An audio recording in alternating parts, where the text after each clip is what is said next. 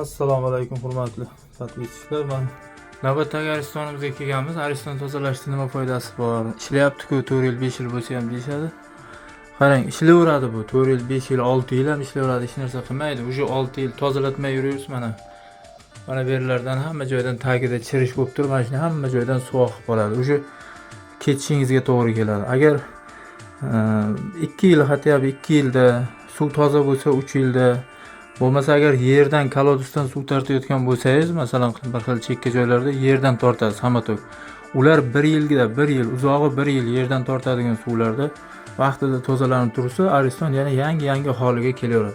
Mana 5-6 yil tozalatmaysiz, keyin mana hamma joylaridan aylanasiga mana suv tomib qoladi, hamma joy tagini chiritib, o'sha teshib qo'yadi.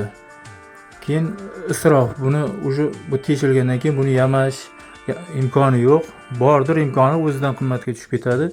Yangi qo'yishga to'g'ri kelib qoladi. Ma'lumot uchun shuni tarqatib qo'yasiz. Mana endi o'rniga o'rin boshqa yangi 50 talik Ariston qo'yishga to'g'ri keldi. Mana 50 talik hozir o'rnatib bo'ldik. Hozir yangi chiqayotganlari ingichkaroq, uzunroq chiqqani uchun eskisi kaltaroq edi. Mana montajlari to'g'ri kelmay qoldi. O'shaning uchun ozroq o'tib ishlarini qilib turib, mana bu yerga ozroq montaj qilib, mana yangisiga moslab, ulab, havosini chiqarib, yoqib qo'yib, suvlar chiqarib qo'ydik. Bu yog'iga yana xudo xolasa bir 2 yillarda tozalatsalar, yana yangiday turaveradi.